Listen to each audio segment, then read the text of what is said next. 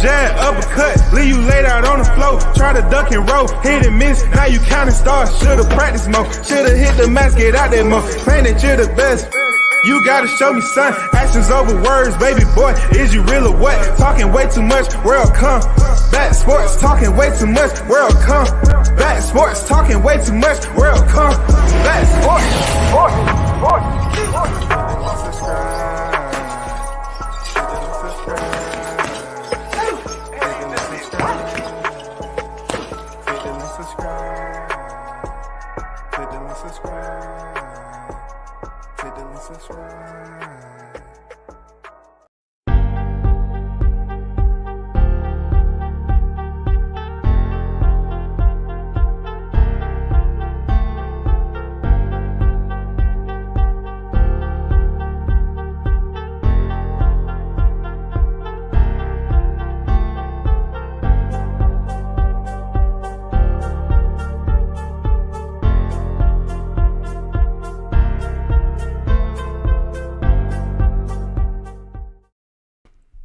Good morning, WCS, back with another one, man. Appreciate the ones that's on the boulevard early in the morning. Today we're going to talk about Terence Crawford's interview, and one of the best interviews, I think, up to this date when it comes to him pretty much speaking his piece again, letting the fight fans know what's up. You know what I'm saying? About his story and how it all played out. First of all, let's get to the chat, man. Ill Status Boxing on deck with it. What's good? Captain Chaos in the building. Wild Dog, beware. Wild Dog on the loose. Toby on deck. Shout out to the UK, man. You already know what it is. Shout out to everyone that's been dropping through. Stick 'em, boys. What's good, man? Salute WCS. Let's get it. Let's go.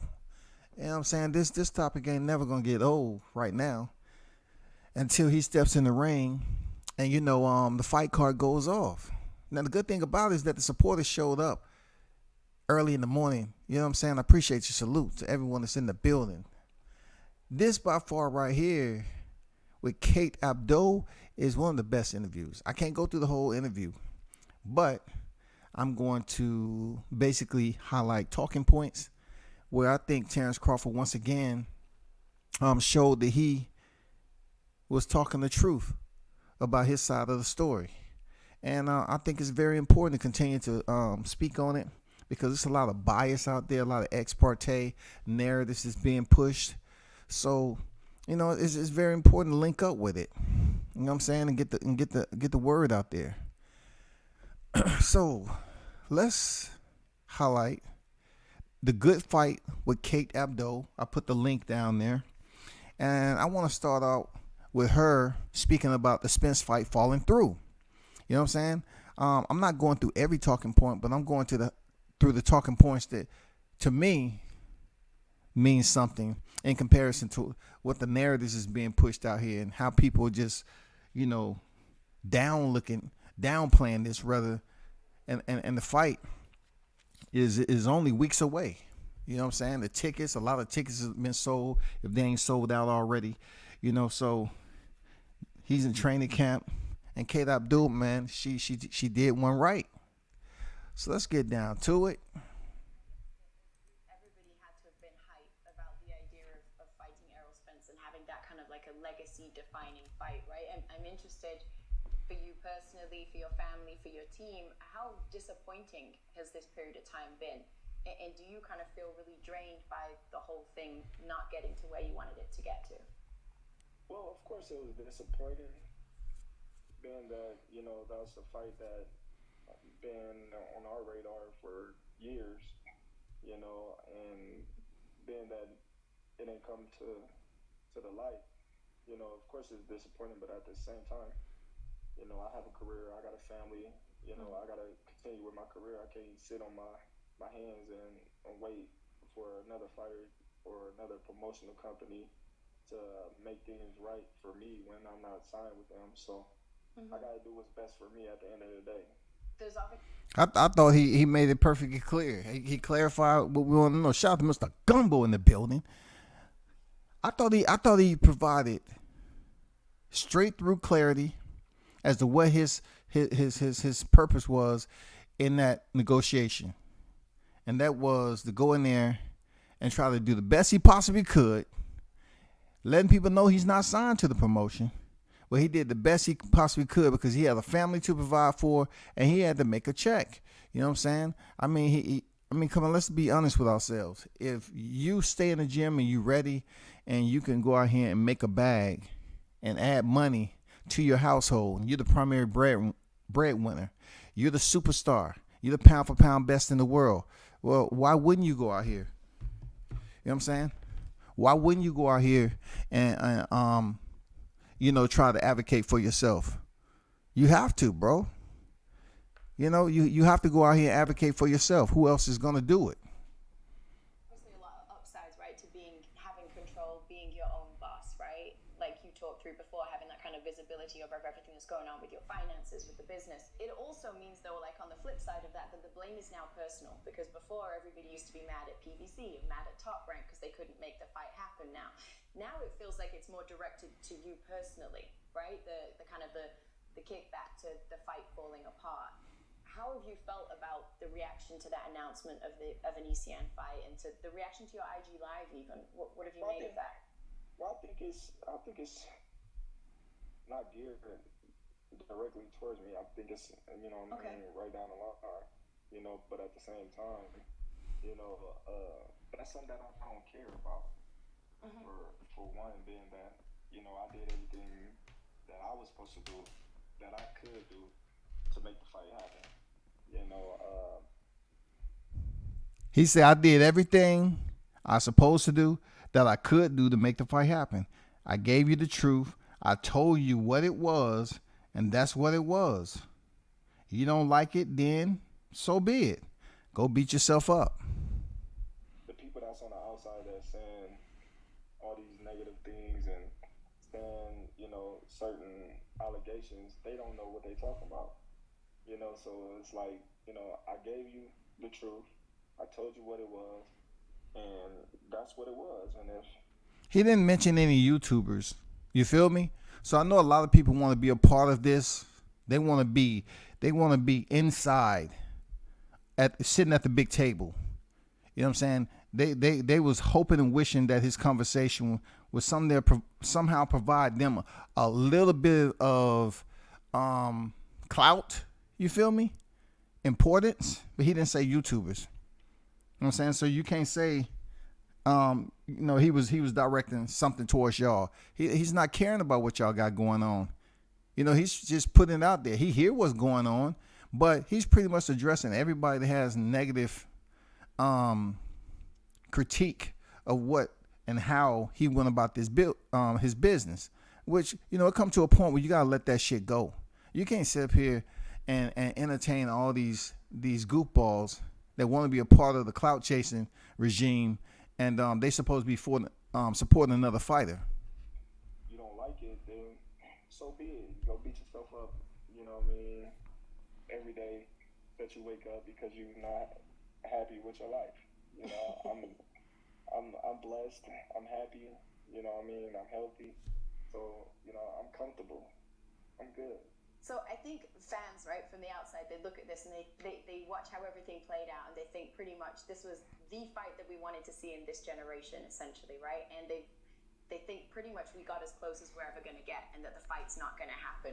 What's your perspective? Do you think that the fight still happens? Is there still life in that?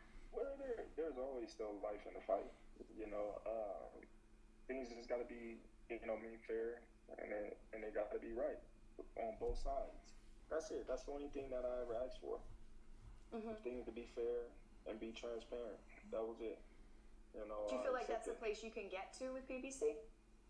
I feel like if the fight, is the fight that they want to have, and they want to please the fans, and they want to make things right, of course it can happen. Of course. So I think the question that comes up with that fight not happening, right, is legacy. Legacy is always such a big word in boxing. What legacy do you think you've earned right now, and is it where you want it to be? Of course. Of course. When you look at Terence Crawford legacy compared to Errol Spence legacy, it's night and day. and I don't mean to throw shade on the brother. I'm just speaking facts. Brother, they can say whatever they want. They can hate and say, oh, well, he fought this guy, he fought that guy. They can say whatever they want. But for Terence Crawford legacy, you're going to say he's a 3-weight world champion. He's an undisputed world champion. He's a fighter of the year. He's an ESPY award winner. He's a lineal champion in 2 different weight classes. You know, he's undefeated, and he never had a close fight ever in his boxing career. Did y'all hear that? Did he not just give you a summation from start to finish on why his legacy surpasses? See, what he just described, what I liked about this, and I appreciated how detailed he was, because when you listen to all the naysayers, they don't put everything in their fight of the year. You know what I'm saying? They don't put the lineal champion. They don't include the pound for pound. They always want to just scrub over that like it doesn't exist. And then they don't want to mention the fighters that he fought. You know what I'm saying? What was their record? Because everybody that Errol Spence dealt with, when it came down to lifting the title, they was freaking, they had losses already on their record. And that's old news to y'all. Y'all heard it before. Y'all heard the same song and dance over and over again. But he was very descriptive in why his legacy is night and day comparable to Errol Spence. It's simple. It's very, very simple. Just because other human beings out here that really are confused and don't know who they want to support in boxing, so they choose to be opportunists and go seek out Bud Crawford's name, you know, just because they can get some type of damn controversial attention, you know what I'm saying, and get people to tune into their channel and see what else they have negative to say. But like I always tell y'all, it's not going to stop anything. So let's go back one more time to how he was very, very descriptive and how his legacy is night and day comparable to Errol Spence. And he's absolutely right. So do you, I think what people often Ever in his boxing career. So Champion in 2 different ways. World champion. He's a fighter of the Terence Crawford legacy. You're going to say he's a 3-weight world champion. He's an undisputed world champion. He's a fighter of the year. He's an ESPY award winner. He's a lineal champion in 2 different weight classes. You know, he's undefeated, and he never had a close fight ever in his boxing career. So do you, I think what people often look for is a signature win. Do you feel like you have a signature win? I got multiple signatures of wins. Which ones are they for you? When you look at it, Ricky Burns was a signature win. Okay. When you look, Now check this out. When you hear these cats talk about Ricky Burns, it don't pique their interest like that. They haven't did enough research, because the man hadn't fought. I mean, not fought. He hadn't lost in like 7 years. But what they won't tell you either is that Ricky actually tried to give him step-aside money. You know what I'm saying? He really didn't want that smoke. He was trying to goddamn treat Crawford like he was Stanthionis. And Crawford, he's fought his mandatories. So he was like, no, I ain't taking no step-aside money. He ain't never took no step-aside money. But people overlook that because they feel that Ricky Burns wasn't nobody important. Yeah, he was. He was tough. He was tough. So when you hear these debates and you hear them talk about how Errol Spence went in the backyard of Kell Brook, blah, blah, blah, okay. Terence Crawford did too. Before. You know what I'm saying? So that's why they're looking at these 2 individuals, and they leaning towards who they want to lean to, because they feel it's more Wall Street in what Crawford's accomplished in his career and how he take care of his body outside the ropes. It's extremely important to pay attention to those words, because one fighter, we see them out there being in a situation where you would think his circle would help him out and give him that support and guide him to some type of damn recovery center. And then you have the other fighter, his recovery consists of going through a hard day of training, resting, relaxing, recovering, and heading back into the gym. He doesn't have his opposition's problems. He don't have that. Look at it, Gamboa was a signature win. Coastal was a signature win. Ndongo, Sean Porter. not Sean Porter. You wouldn't include Sean? Yeah. Okay. Jeff Horn was a signature win. You know, Kell Brooks. Okay, that's a lot of signature wins. Yeah, they all signature wins. You know what I mean? Because when you look at it, them all champions. And some of them is champions in multiple divisions. You know, so when you look at what they did in the sport of boxing, then you look at it like, man, look at all the things that they accomplished in the sport of boxing, and then how I beat them. That's a signature win in my eyes. Okay, so And also we must include where he beat them at. Who does what Terence Crawford did? Real talk. Look at who does what he does. Who did what he chose to do. This man picks up a title and then say, I'm going to Omaha, Nebraska, and I'm going to fight one of the toughest hitters coming up. They will bring up Yorkis Gamboa for hurting Crawford, which only tells you that they're refusing to jump outside the reality of that conversation. The reality of the conversation, he took that man home, undefeated, to his home soil and stopped him. This man was undefeated. Both of these fighters 23-0. Undefeated. A hitter. Olympian. He took this man to his backyard.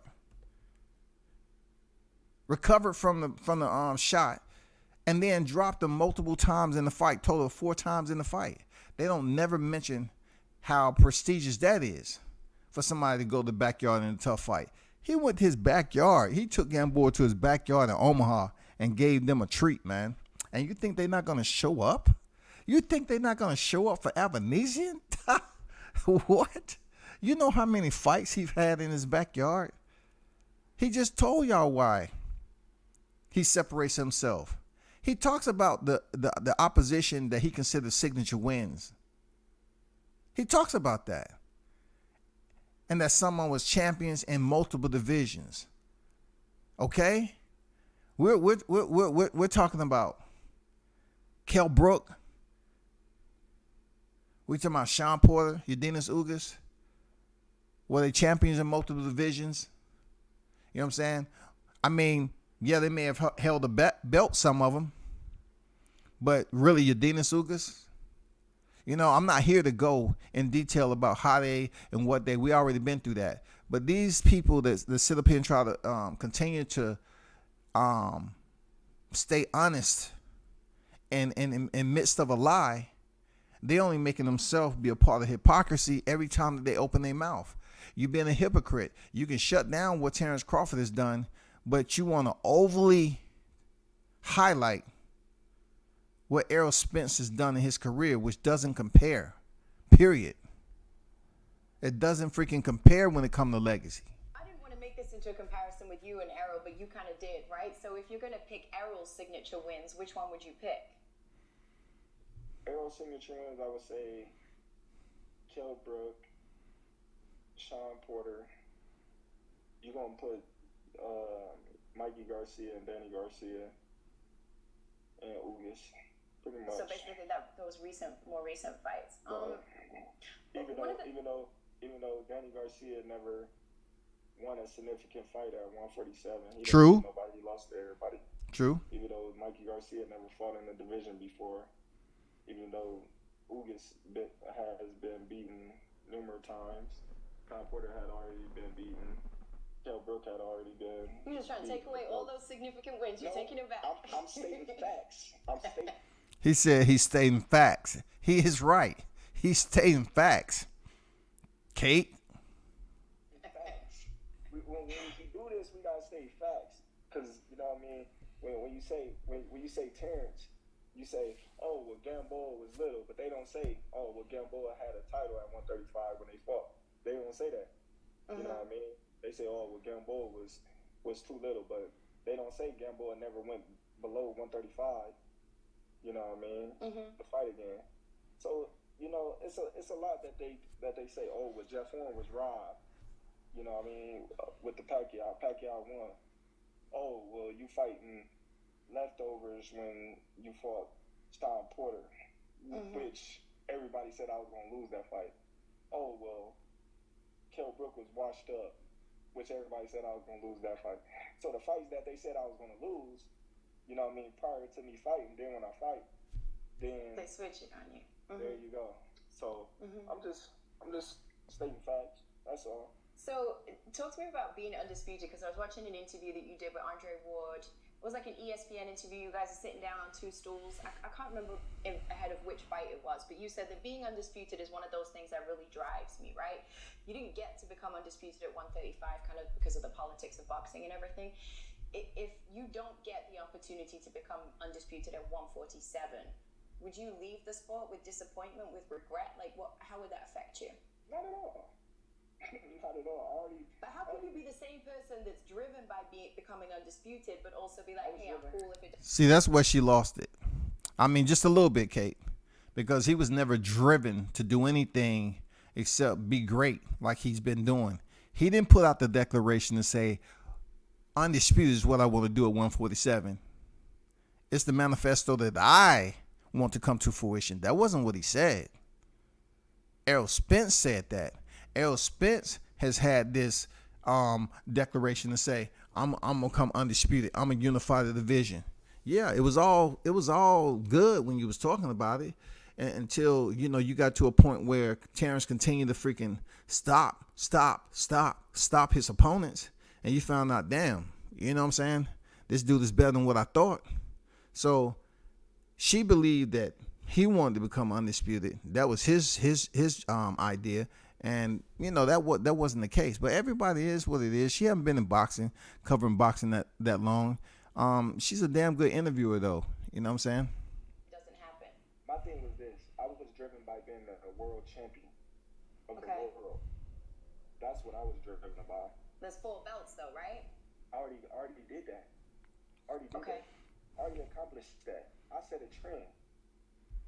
So when he set a trend, this is what a lot of people, I mentioned it before, this is what a lot of naysayers fall by the wayside because they just don't want to mention his badges. He already did that. He already been undisputed. It don't matter what you say. Boxing fans who consider themselves hardcore fanatics, they sometimes, a lot of times, seem like casuals, bro. The reason why I'm saying that, they'll look at Terence Crawford undisputed against Julius Ndongo, undefeated now. He actually beat champions to get there. Undefeated. He goes in there and he gets stopped in the 3rd round by Crawford. Right? Legitimate freaking win, legitimate undisputed.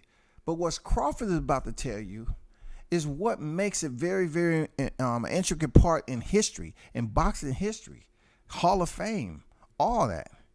It makes it very important for people to understand what this is about. They don't want to mention it. They just want to include it to everybody that's currently picked up the undisputed, like Canelo, Josh Taylor, Devin Haney. You know what I'm saying? It's a lot of other people, the Oleksandr Usyks. They wanna give credence to the people who just recently picked it up. What's the trend? That means before Terence Crawford, when was the last undisputed champion? I don't know. You tell me. Come on now. No. You tell me. Jermaine Taylor now. Okay.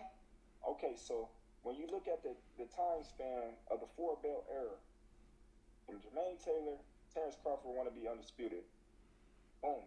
Once Terence Crawford became undisputed, everybody wanted to become undisputed. Wasn't nobody screaming, I want to be undisputed until Terence Crawford became undisputed.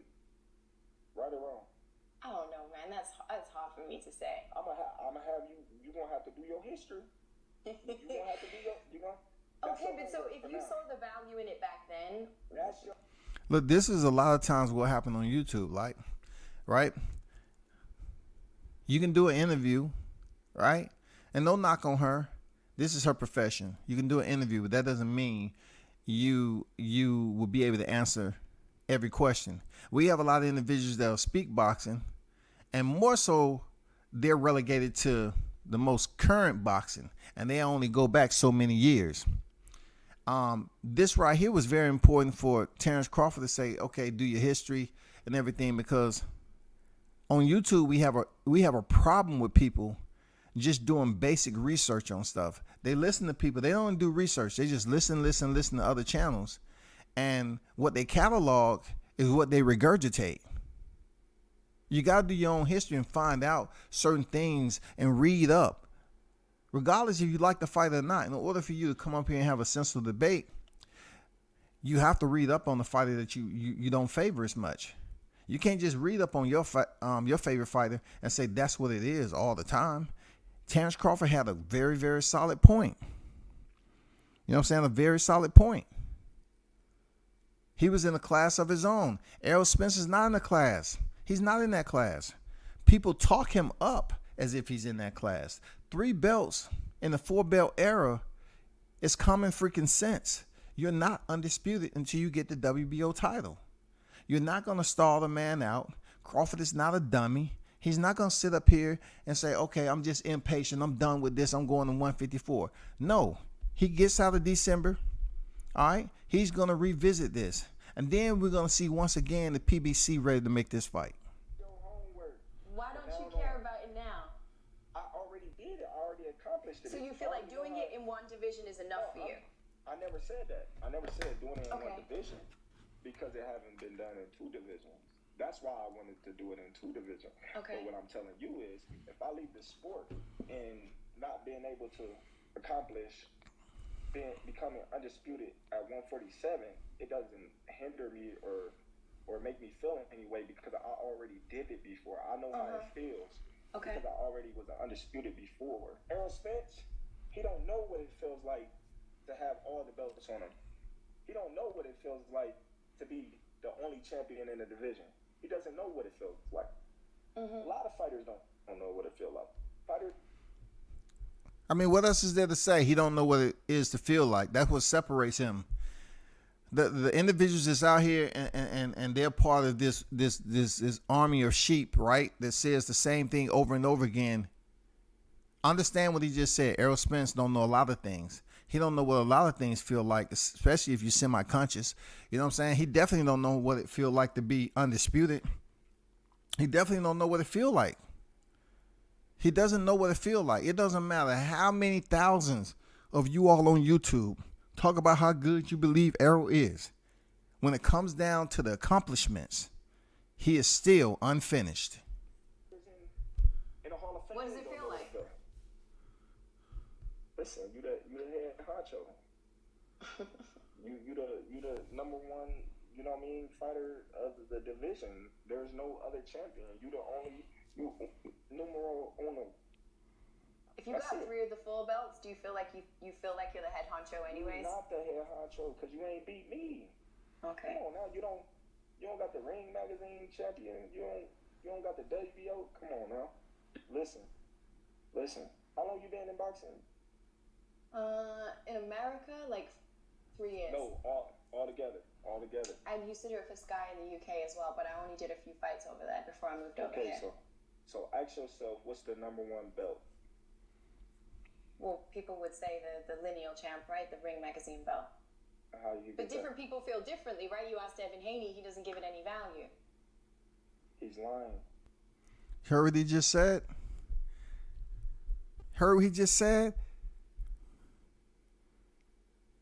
How he put that bladed response out there? Man, I'm telling you, bro. Like, y'all need to understand. Like, people have their preference for whatever the reason. First of all, like somebody said in the chat, I appreciate it. Il Stater said, well, at least Terence Crawford had the balls to come out in public with a live interview back to back to let us know something EJ has done nothing. It's very important that people understand this man is out here speaking in an interview and he's basically informing the uninformed about some knowledge. And he's making people know, he's making people aware of how important that title is. And if just because Devin Haney feel it ain't important, but Crawford said no, he's lying. It is important because he's going to explain to you. I'm not going to go ahead in the interview. He's going to explain to you why. And we seen this shit play out. We seen it play out with the example he's about to use. He's lying. If he say he don't give the lineal belt any value, That's a lie. So you remember when Tyson Fury fought Deontay Wilder? And like the first fight, Tyson Fury was talking about being the lineal champ. And Deontay Wilder was like, what the heck does that even mean? Like, it didn't even mean anything to him. I feel like there's people in boxing who don't even care about it. So check this out. Tyson Fury beat the man, right? Yes, agree. Which was Klitschko, right? Mm-hmm. Okay, so Klitschko had the lineal title. Tyson Fury beat him, right? So that made him become the lineal champion. All the other belts don't mean nothing because he beat the man. That beat the man. So he's the man right now. So when no belt else fails, he still had what? The lineal title. I'm not disputing you, by the way. I'm not arguing you. No, I'm just telling you. You can't become number one in any division, without having that lineal title. There's go lineal champion. There go 1, 2, 3, 4, 5, 6, 7, on down. When you look at it, if that mug say vacant, you can't call yourself number one in the division because it's vacant. That belt override all the other belts. Why you think it's free? You the people champ. You the champ. We're gonna give you a free belt. You earned this. All the other belts you gotta pay for. So this is one thing that always... He said all the other belts you got to pay for, i.e. sanctioning fees. Is there a sanctioning fee on the lineal title? Or just one of those transparent badges that you have to your chest plate that you've earned? And you're only able to earn that if you are a collector. Not everybody in the sport is a collector. Not everybody can collect that. And, you know, I'm not here to speak on Haney's situation. He feels the way he feels, or he allows certain people to influence the way he feels, or whatever the case. But when it comes down to what Terence Crawford just mentioned, doesn't it make sense? Doesn't it make sense what he's saying? He's having a thorough one-on-one dialogue, and he's getting some very important pieces of information out to these naysayers out here that are probably taking notes right now. It's not like it's the first time he said it. It's not the first time he said it. He said this over and over again. But it's just when you have all this pollution, right? When you put pollution anywhere, it's going to dirty the waters regardless. You know what I'm saying? Even in the bluest water with the whitest sand, you know what I'm saying? It's going to dirty the water no matter where it's at. And that's what YTC is, man. You know what I'm saying? The waters can become contaminated and polluted due to people coming up here with dirty ass, bum ass narratives, man. Shit that don't make sense. Always confuses me in boxing, right? Is the argument between like legacy and getting paid. Because I feel like fans, we always expect boxers to want to care about legacy more than anything else. But like in real life, we all care about getting paid, right? Like I have a job. I'd like people to think that I'm good at it. But I care more about like my contract and what that reflects, and can I change my standard of living? Can I help out my family? Like all that kind of stuff, right? How do you like balance the two? Like what if somebody who's talking about being the people's champ, the lineal champ, all of that stuff obviously has value to you. Do you care more about legacy? Do you care more about getting paid? Like what's the balance for you between the two? See, at one point in your career, you're gonna care about legacy. You know, because that's what you're doing it for. You're gonna care about, you know, becoming world champion. You're gonna care about fighting the biggest fight. But then it's gonna flip. You know, it's all about the money. At the end of the day, you know, we didn't accomplish everything we accomplished. We prize fighters. Let's fight for this prize. Mm-hmm. Let's fight for this prize, because we not fighters today like the fighters that was ages ago, you know, that was leaving the sport with brain damage, and you know they don't have nothing to show for. I appreciate that. Il Stater said, yeah, that's what kills me. You want to do an interview, but you don't know the facts about who was undisputed before Terence Crawford and who was lineal champion and what the lineal champion means. Absolutely. Factoid. You know what I'm saying? Factoid any way you look at it. Feel me? Any way you look at it. And look, people are going to sit up here and criticize him, right? Just the way Status just brought this to our attention. People are going to look at it like, well, If you come over here, no, he's not coming over here to YTC, because the professionalism that she is giving him is not going to be what he receives over here in the YTC, because you have individuals who are trying to prove points. She's not proving a point. She's basically carrying out her profession. That's what she's doing. She's carrying out her profession. She ain't up here being the next audition for the motherfucking circus of the YTC. Oh, I'm asking them hard questions. He went through the whole entire interview. He's educating you all on information that you may or may not have known. And he's telling you in a sincere, genuine self, being honest about shit. So it's up to you on whether you want to receive it or refute it.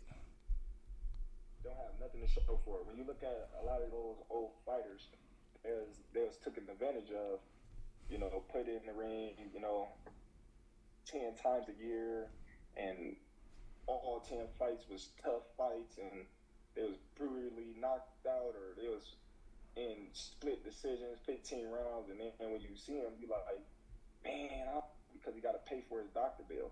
If go about our day like nothing happened, So just imagine how much he was fighting for. He was fighting for pennies and nickels. What if he didn't have insurance? Now what? Now all that money that he didn't fall for is gone. Why? Because he got to pay for his doctor bill. If God willing, he come out of the situation that he come out of. And then when he do come out of that situation, there's no way for him to make money in boxing no more. So now what he got to do? He got to go slave doing other jobs that if he can work. If he can't, then now what? And this is where I speak to where I speak about individuals not really identifying how tough the sport is, and those who compete in the sport, the damage that they take.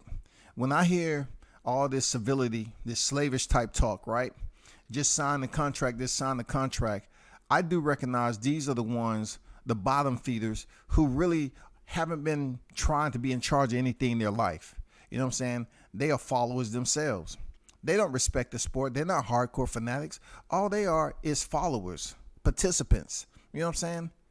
They're not even really supporters of the fighters. They're supporters of a narrative.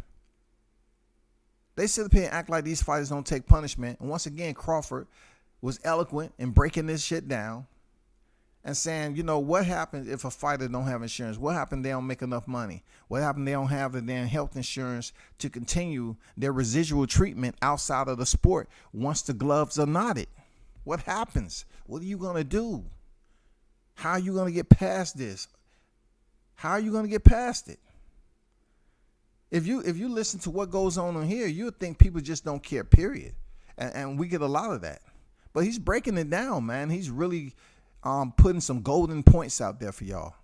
See, a lot of people don't look at things like that, And a lot of times people don't have people, around them that care about them enough to say, hey, listen, put your money up. Put it in this so it can gain interest.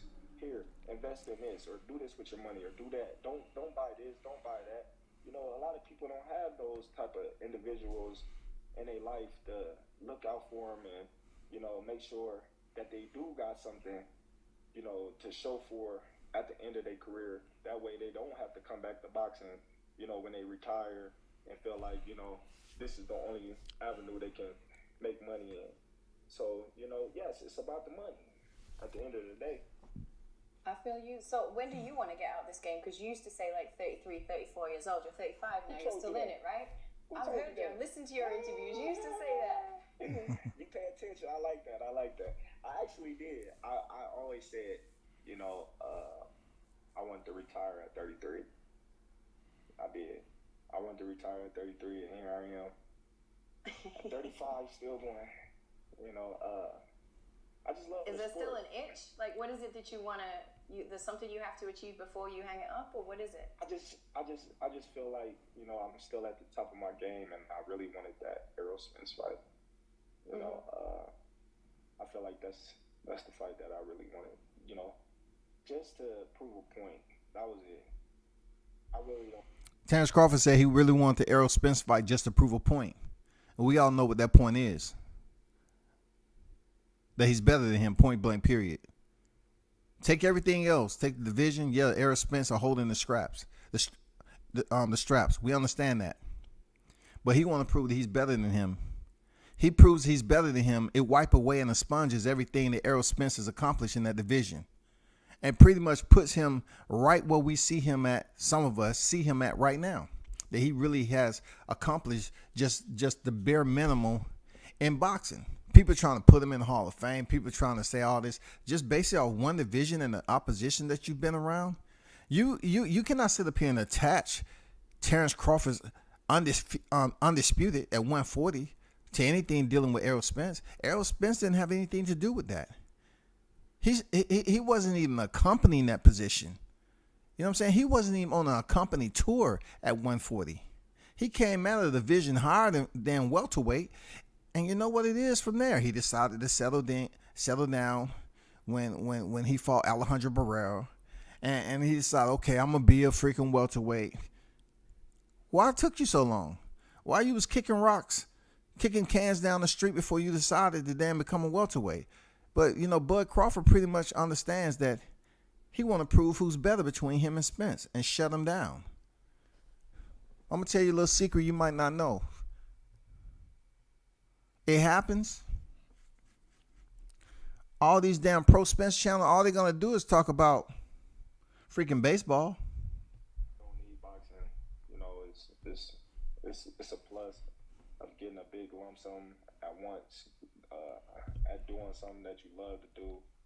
But, you know, I've been blessed with, you know, putting people in the right, you know, putting the puzzles together for Terence Crawford after boxing. You know, so, you know, God has blessed me with a lot of people that care about me. And, you know, I made some great decisions and I made some great investments. And, you know, I'm still doing big things. And outside of the ring, that's why a lot of people say, oh, well, he only fight once a year and this and that and this. Well, you know, I'm not hurting. You know, if I was hurting, I had to take this, I had to take that, I had to do this, I had to do that. You know, but, you know, I'm not hurting. I'm comfortable and I'm blessed. Like I said, I'm blessed. Praise God. God is good. So obviously you've moved on from Top Rank, right? So this is like a new period of time for you. You've taken control of your own career. It's something you've talked about a lot. One of the things that you said is that the next fight is the start of a new chapter for your career. What is it that you want to be different or to feel different in this new chapter? Well, I just want to, you know, be in control of my own career. You know, in control of my own destiny. That's pretty much it. I just want to have, you know, a seat at the table and make sure that, you know, I'm aware of everything that's going on within my career. And so having taken that back, does it feel good? Oh, of course. I'm able to do things that I wasn't able to do at Top Rank. I'm able to see things that I wasn't able to see at Top Rank. I'm able to know things that I wasn't able to know at Top Rank. So I love it. So if you were advising young up-and-coming fighters, how do you manage your career? What would your advice be in terms of signing with a big promotional company versus trying to keep that control for yourself? A lot of people need a little, you know, a helping hand, a little boost when they get their feet off the ground. And I always say by far, Top Rank is the best promotional company out there, by far, hands down. You know. So he said Top Rank is the best promotional company out there, hands down. But the haters always talking about what happened when he left Top Rank. You also have to remember what he said while he was in departure, while he was on his way out the door. If they couldn't get him to fight while he was with them, he don't depend on them, or he don't think it can happen when he's not signed with them. So with that being in the rearview window, he basically mentioned to you all he's been able to see a lot more things outside of Top Rank. Now that he's pretty much, you know, seeing it firsthand. You know, we're trying to get this fight with Spence. It's a lot that he didn't see because they was handling it.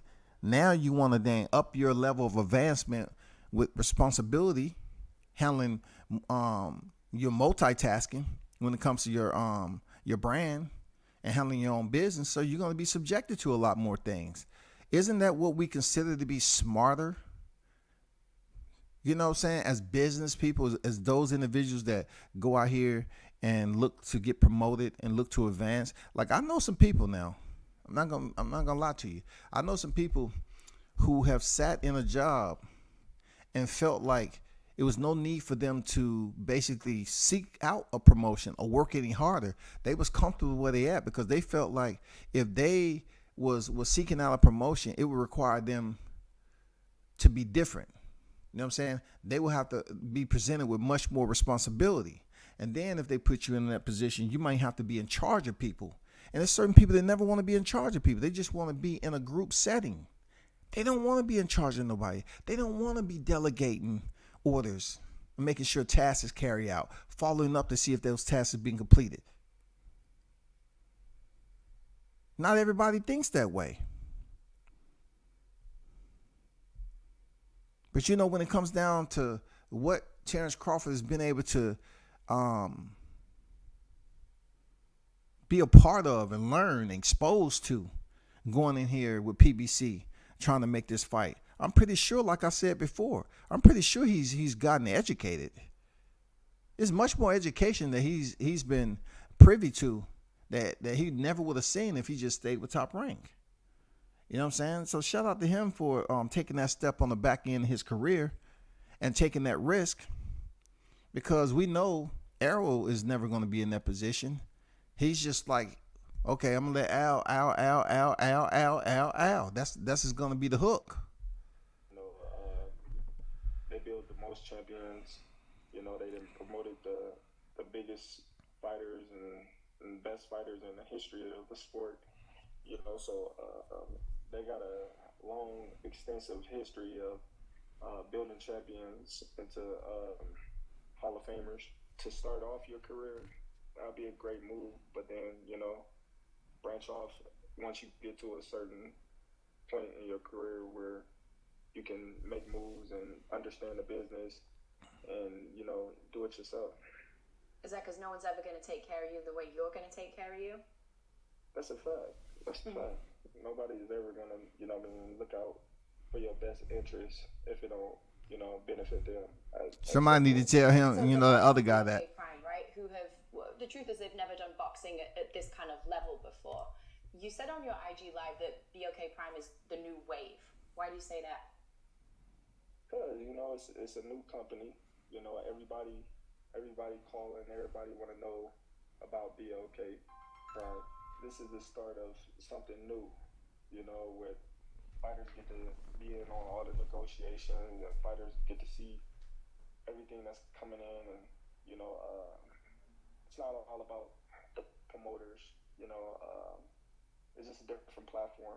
You know, it's kind of like when, you know, Golden Boys started up, you know, how successful they was, how DAZN, when they started up, they were successful, how PBC started up, they were successful. So when you look at all those new promotional companies and new people that got into boxing, you know, it just jumped off. It was the new wave. So break that down for me, though. Does that mean that their intention is not to make deals with promotional companies? They just want to work directly with a fighter and therefore pass on more of the benefit to you guys? Like, is that what they're trying to do? For sure.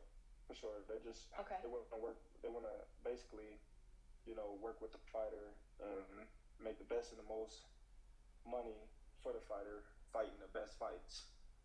So, you know, instead of the promoters taking all the money from the sponsorships, from, you know, the ticket sales and whatnot, they want to help the fighters out and basically give them a platform where they can learn as well. So are you hoping that this would be like a longer term home for you, or are you just taking it fight by fight, see how this one goes, and then you'll make your decision?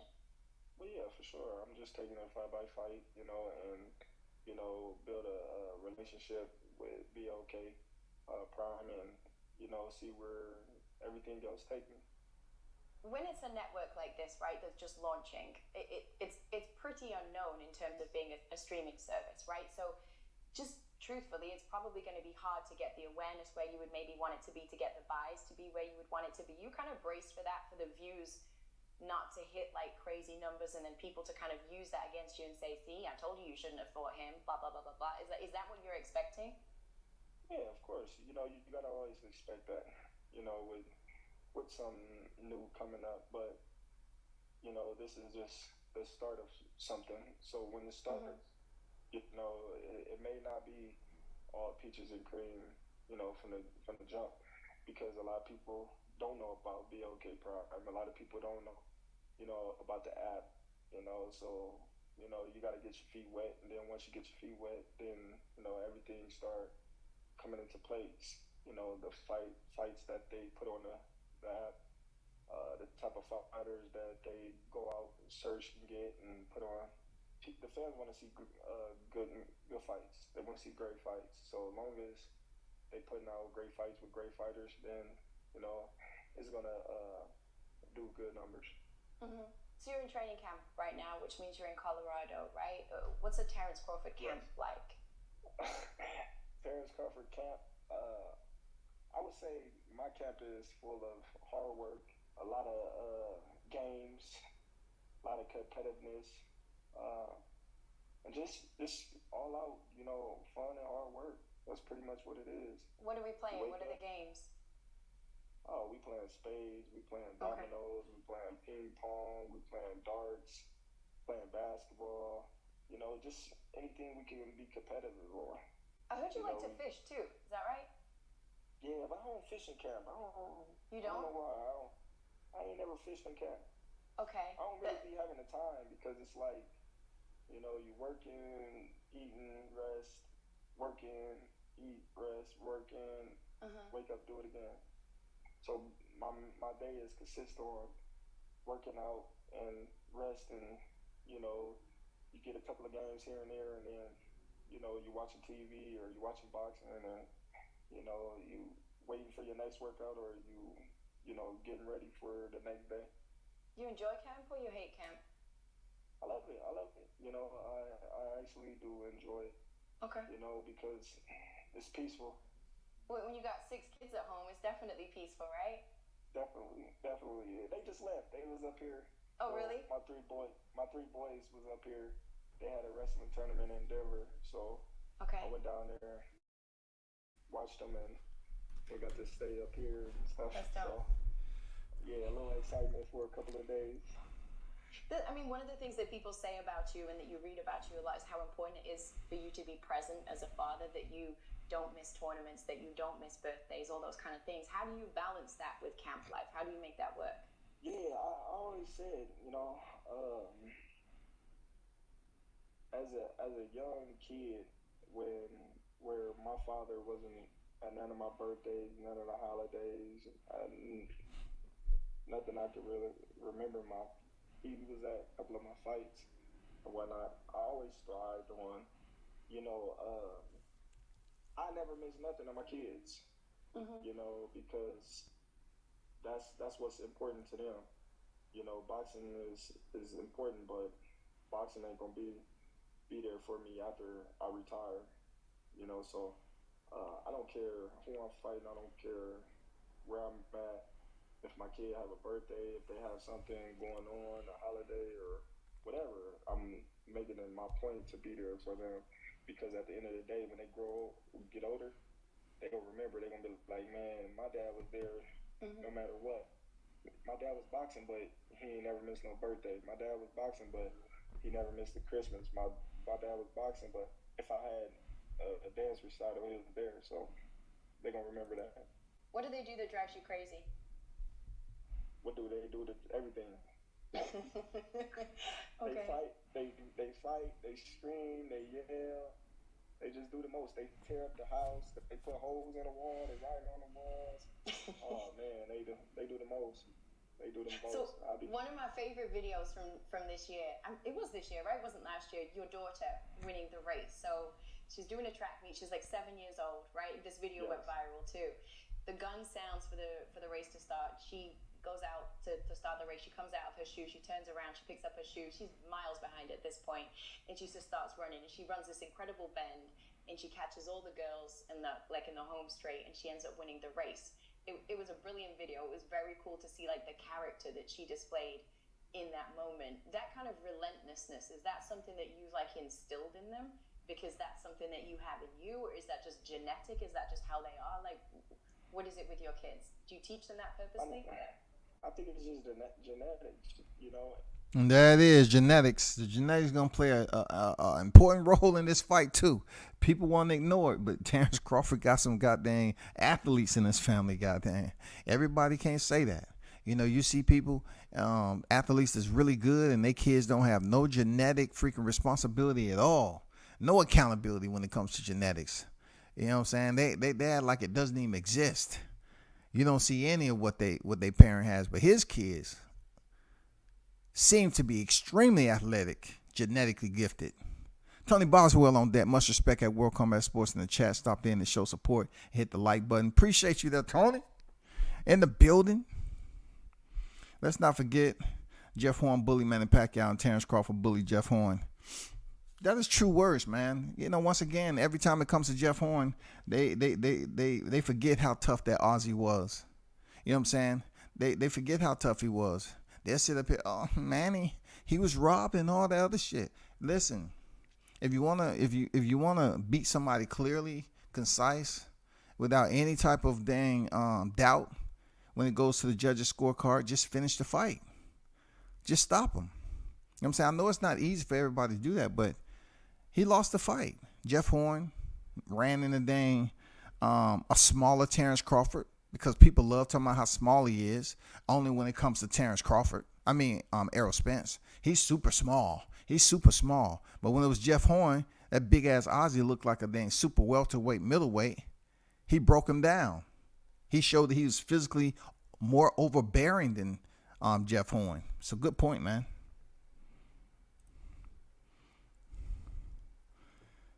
Spence fan base as a whole are salt sprinklers when explaining Bud's career. They are, man. They love trying to damn, you know what I'm saying, just basically destroy everything that he's cultivated in his career. But look, they're not the gardeners, people. They're not the gardeners, man.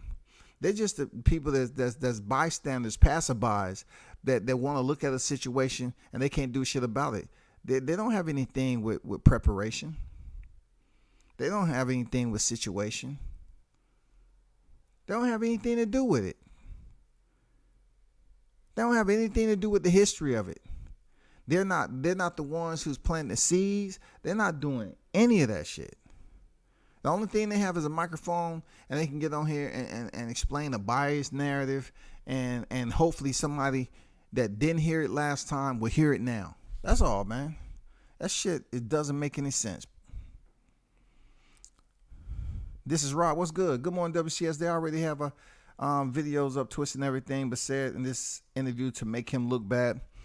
I showed y'all the interview. I gave you the audio for what it was. It's not up to me to sit up here and basically pull the bow to everything and fire off that arrow in resistance to what they got to say. I'm not going to do it. I'm only going to respond to the stuff that I feel is worth my time. All these cats get together and wanted to dispute everything he has going on. Hey, God blessed us with God blessed us with the ability to lie. You know what I'm saying? And there's a whole lot of people taking advantage of that ability on here, right? You know what I'm saying? Big Blessing Boxing in the building, man. What's good with you, bro? Toby said Errol Spence needs to become undisputed to make him stand out from the others, because he's only ever fought at 147-pound division, where Bud is 3-weight world champion. You know, Errol Spence did fight at super welterweight. You know, it was above welterweight, okay? But yeah, like you said, true words. Bud is a 3-weight world champion. There's no way for them to omit that. Your words cannot omit that. That's in the record books. And being that you're not a part of putting him in the record books, you would have absolutely no way to remove him from the record books. And you're definitely not going to be able to do it here on the YTC. You're not going to be able to do it on the YTC just because you want to create lies and talk about what the interview should have said and what he was lying about. Y'all are like little kids, bro, playing in the sandbox. You know what I'm saying? You're just happy to be a part of something. That's all. You're just happy to be a part of something, man. All y'all packing y'all dirty ass into the sandbox, man. It's not going to get you any further with being taken serious on this YTC than you are right now. What's going to happen if they do fight in 2023? Explain that to me. He go in there and get stepped on. What's going to happen? You're going to say, well, to be honest with you, let's talk about Major League Baseball. Man, it's such a dang exciting sport. Real talk. For them to get on home plate, and they're going to talk about something totally different, bro. They're gonna talk about goddamn clearance sales at Target. They've shown to abort mission on their fighter. Errol Spence has no idea of those who sit up here and act like they really supporting him, and they really not. They such a far distance right now. That's why he don't entertain them. He knows. He sees what's going on. Every time he's in a situation, they abandon him. They don't even put any delightful words out there. You know what I'm saying? To big the man up, to raise him up. He might have a problem. But when it comes to his supporters on YouTube, man, they can care less, man. No, it seems like Terence Crawford is developing a hatred for Spence Jr. fan base. And he should. I don't know if it's hatred because he really don't have to deal with him.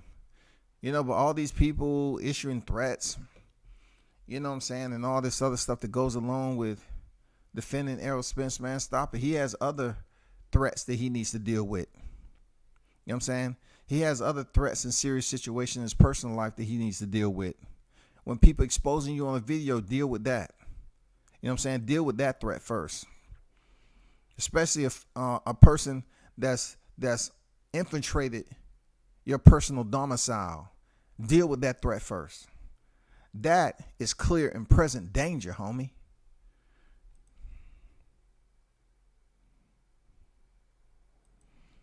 What's going on, Dundada? What's going on, Haynes? Robin, time to catch you live and get your notification. Yes, they pretty, you know, some timing with the notification process, man. You know what I'm saying? Just stay consistent and check. You know, a lot of notifications I don't get, I have to check. I have to check, man. Shout out to New Media Today, USA Boxing. Coach Malachi in the building. What's good with it, Coach? Y'all definitely check out Coach, man. And just don't talk about, you know, what went on, man. You'll be good out there, Coach, man. You'll be good. Believe me, phone calls have been made. You'll be good. Facts of Dewey Jones, I just said the same thing. At least Terence Crawford is showing us what's up. Nick, what's good? And this is true. Nick said people want to rock with Blue, but crap on Crawford. And at the same time, how does that work? I put it out there before. I say this situation to them is like crocheting for the first time. They pretty much making a mess of it. You know what I'm saying? They making a mess of it. Because here you are, you have one of the larger channels, you know what I'm saying, in that organization, but yet he's all of a sudden forced to turn heel and be a part of a situation that requires him to think separately from those who are internal to that group. They rocking with Errol Spence heavy, but now he's been showing support for Crawford. They don't like that. They don't like that at all. They don't like that. So the sabotage comes into place where they continue to throw some shit. Man, bro, I'm telling you, it's a difference between dudes that stand up for themselves and dudes that just let stuff play out naturally. The real ones will be like, okay, I see where this is going. Y'all act like you support me, but yet, just because I'm defending Crawford in a lot of other, you know, a lot of scenarios now, y'all mad at me. And then to go on there to another man and say you got to get back in his good grace, that just showed me right there, man. Why should I sit up here and fight for somebody that's not willing to fight for themselves? That person got to fight for themselves, bro. They got to fight for themselves. I told him what to do already. Leave him behind. Yeah, you'll take a little crash in your dang super chats, but build up that shit on a whole nother level now. Because it seems like when you're behind that acronym, That is how they see you. Whereas you have channels that's building shit up off their own back, not off the backs of others, off their own back, off their own strength, their own voice, not having followers in here from the LDBC that's in my chat and I got to depend on them to support me. No, not at all, bro. It'll never happen.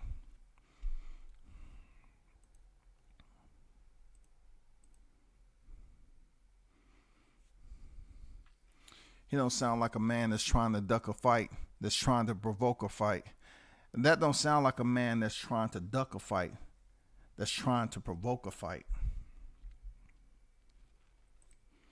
Errol ain't got legacy without undisputed, in my opinion. He needs this undisputed. He has a smidget of freaking legacy with the 3 belts, no doubt about it. I give him his little bit of just due, but it doesn't compare to Crawford. So technically, Terence Crawford is a 3-time lineal champion because he beat the man that beat the man. Is that correct? He's not a 3-time. What would you say a 3-time lineal champion? He was a lineal champion 2 divisions. So once again, I'm pretty sure if it came down to him defeating Errol Spence, guess what that's gonna mean again? He's already on the pound for pound list. Tony Boswell, I totally agree, bro, because Errol has stayed in one division. He could have faced the other champions a long time ago and been moved up 1, maybe 2 divisions by now. I guess he always felt like he wasn't confident to move up another division. Why would you stay here all this time in one freaking division and you fought at a heavier division before? What were you scared of? If you're on camera talking about you were stopping everybody in the AMs, right? Before you turned professional, you were stopping everybody. But yet you came in here and you chose to say, okay, I'm going to stay at 147. And I told people, I said, it's no way he's moving up to 154 anytime. I told it's on record, bro. I said, I don't see him in a hurry. He said he has 2 more fights. Boom, the first fight with Dennis Ugas, and now supposedly he's going to have another fight or whatever the case may be. He may not even have that fight, or maybe so. Because I think they're going to make it extremely difficult for him being Errol Spence, to get this Terence Crawford fight. They're going to make it extremely difficult. They're going to continue to make it about what? What the OG said from PBC that I had on here. The fight's not lucrative enough. I keep bringing this up. People be so quick to dispute something, and it stands strong to this day. He said the fight ain't lucrative enough. But people want to run with it and tell me, oh, they was lying on some shit before they even able to correct themselves. He said the fight wasn't lucrative enough, and the shit went over people's head. And where we at now? Money. What he said was absolutely on point, because he talks to the people. He's a part of the PBC, first of all, and he talks to people. He have those same people that freaking Bud is talking with. He's spoken to those people on regular. I know they would like to know who that contact is. I get it.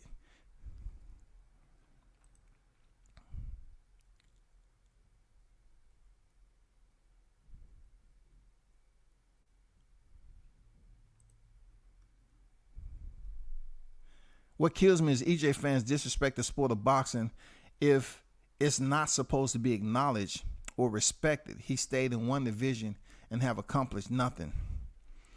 I would say he accomplished the little bit, like I said, a little granule. You know what I'm saying? He has 3 granules. The freaking WBC, the IBF, and the WBA. You know what I'm saying? What else after that? He needs that Terence Crawford fight. Whether it's with the rematch or without a rematch. If he feels it's with the rematch, well, that looks good. But like I said before, I don't see it happening. I think they're going to try to do away with that. Because for one, I don't think they like Terence Crawford. They consider him to be a threat. And that fight is going to be extremely tough for Errol Spence. No ifs, ands, or buts about it.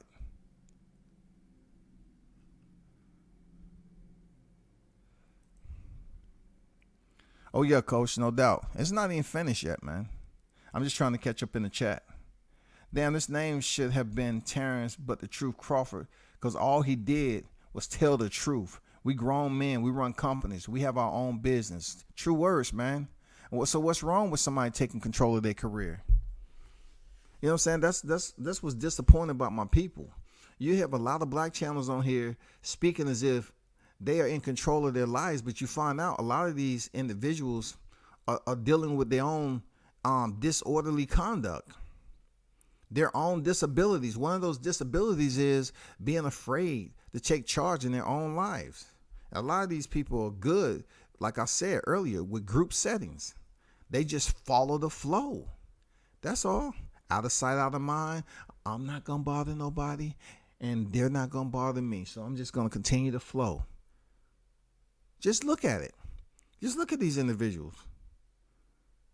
Just look at them. Just they stick together because they have something in common. You know what I'm saying? They have something in common. Real talk. Just pay attention. Just pay attention, bro. I don't have to explain to you. Just pay attention to how they all act and what they got going on in their life. Just pay attention, man.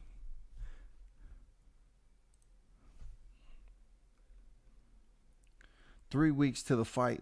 Buy your pay-per-view. Mills Lane, man. One of my favorite freaking referees. Also, he was a Marine. So, shout out to Mills Lane, the late Mills Lane, man. BLK Prime is the promoter and the network. That's the wave. BLK Prime is not a promotion, okay? They're not a promotion. They're connected with Probellum. You know what I'm saying? Check out the Bash Entertainment and New Generation. Check out the two entities that are attached with BLK Prime that's helping them out. They're not a promotion. I'd like to thank Al Heyman II, God, then my coach, my mom, my dad, but they all know Al better me first. Oh, shit. He said, I'd like to thank Al Heyman. You right, man. They say his name first. And that's a problem because for a lot of these fighters, Al Heyman wasn't there when they was birthed. But my people sometimes it's just discouraging, bro.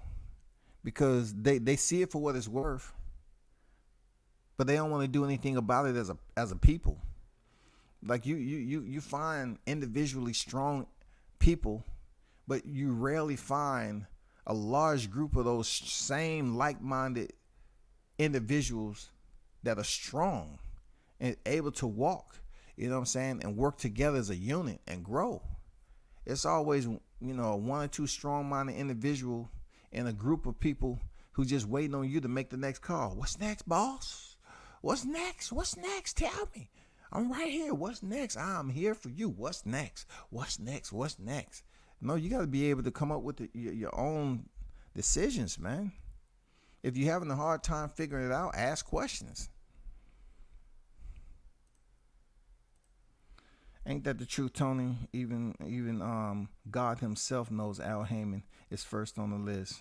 Wow. Let's get back to the rest of this. And then the will of me telling her never give up. Mm-hmm.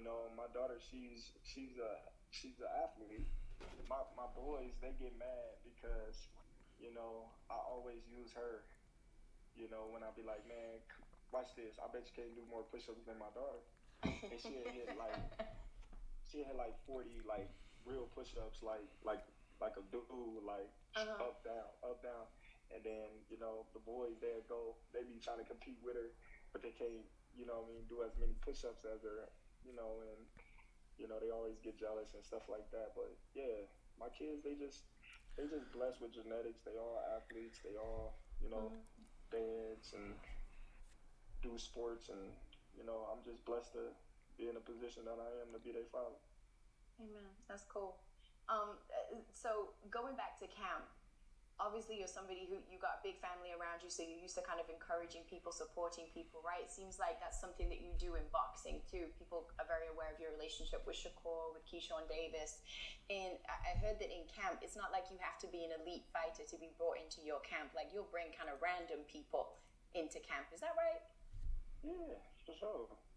Yeah, no. What does that do for you? Or what are you trying to do for other people? Well, I just want to, give other people the hope of reaching a certain plateau, in the sport of boxing that, maybe they dreams. Some people just want to be able to say, oh, I had a name in boxing. Some people just want to be able to say they won a world title. Some people want to be the best fighter in the world. So when you look at it, there's a place for everybody in the sport of boxing, and sometimes the only thing a person is missing is that opportunity. Because I was once that kid that coming from Omaha, Nebraska, that nobody knew about. I was that kid that when I went to the Nationals, everybody wrote me off because they figured everybody from Omaha was a walk in the park. So I had to, make a name for myself, and still, I wasn't given anything. I wasn't, the kid that made it to the Olympics. I wasn't the kid that when he turned pro, that got a huge signing bonus, and the managers and promoters was, dropping and the joy to sign me and stuff like that. So I just had to work my way up and, basically take my respect in the sport of boxing. So for me to... He said take his respect in the sport of boxing, y'all. He had to take his respect. That's near the end of the video. Vincent asked about double negotiating. If you feel that he was double negotiating, so okay, look at it this way. What is the consequences and repercussions? Outside of what you put in my chat, right? What direction are you trying to go? I'm just asking the question. Like when you come over here, right, to be taught, please stay around to hear the answers. So you feel that somehow, some way it was double negotiating. Did Bud want to fight this year or next year? If PBC had no intentions of fighting this year, why are you still talking about old news? Old news, which is fake. Just because someone contacted him, he has the freedom to answer the phone, right? Right? If someone want to say, okay, this is what we have for you, this, that, and the other, and it's out there. It's pretty much out there that he said, I want to focus on Errol Spence Jr. Now, if you're going to act like you know no English, no habla es English, then I don't know what to tell you. I'm not going to hire a translator for you. You need to come in here and ask those questions, and don't think they're not rhetorical. That's a rhetorical question. He wasn't double negotiating. Avanesyan's team said he wasn't. So when you come over here and try to just present a small portion of what you believe to be fact, what's the repercussion and consequences? Because tickets are being sold, pay-per-views are being purchased. What's your mission accomplishment on this? Where are you going with the end state? You know what I'm saying? Just to come over here and say, why was he there? You act like that was something wrong. What you're missing in this whole deal, he's not signed to PBC. He's not signed to Top Rank. So if he was having a bilateral conversation, which he was only committed to one at the time, and he actually seen with his own eyes that there's a dead end, this wasn't going anywhere, there's plan B. Now, if you go through life without a plan B and you just want to have an A option, then continue to do that. That's all. Continue to do that. Because all this, let me go up here. I want to be an interrogator. I want to sit up here and ask these questions. What's the punishment for Bud, though? At the end of the day, they're not stepping into the ring in square circle this year. PBC never had any intentions to step in the square circle. Bud didn't delay the fight. The contractual information has been out there. There was no deadline to anything. They told us in the beginning of the year that they didn't want to insult him. So why are y'all sitting up here acting like you're still in the development stages of understanding shit? You know what I'm saying? What's going on? Is your intelligence time released?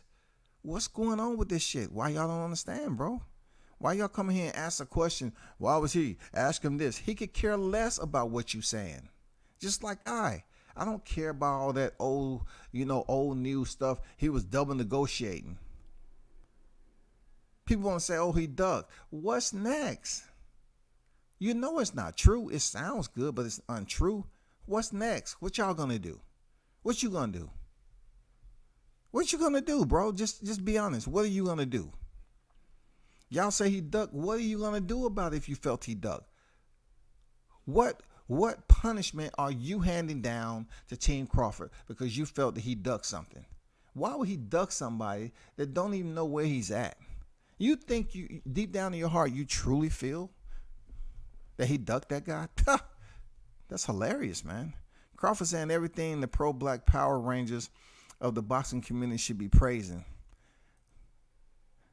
It only pro-black when they feel like it's something that they've been a part of, that they started. They was integral role players in the creation of this shit.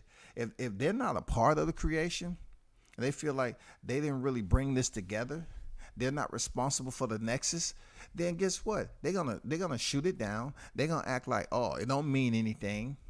Oh, it's all lies, lies, lies. Some people get punished for lies. My question to y'all, what is his punishment if you feel that he was lying? All y'all do is say the same thing. Lie, lie, lie. Punish him then. Because your words ain't doing it. Stop the fight from happening. March on Omaha. Gather 1 million men and march on Omaha. If you ain't marching on Omaha and you can't get goddamn at least 10, I don't want to hear what you got to say because it's pointless, man. They come over here, exactly, Gumbo. Gumbo said, Vincent, stop repeating someone else's talking points. Get out of here with that old shit. Nobody ain't talking about that. You know what I'm saying, Gumbo? Nobody ain't talking about that old shit, man. That antique talking points that they bringing over here. Don't try to bring this shit up here like it's an auction. That shit it's not even valued enough to be up in this conversation on this damn chat, bro.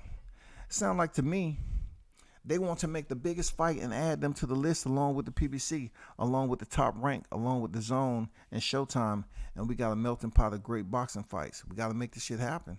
Well, we not per se, but they do. For real though, fam, that's why I call the Wakandas and fake pro-blacks. I ain't gonna lie, Coach. I ain't gonna lie, Coach, man. The new movie, the Black Panther, man, that shit was on point, dog. That shit was on point. God damn. I know it has nothing to do with the YTC. I'm just saying the movie was on point, though. Ill status, even after Bud sued Bob and saw an interview, and Bob didn't rule out working with Bud again. It's, they probably spoken behind the scenes. I don't know. I can't tell you. I wasn't there in attendance for that conversation.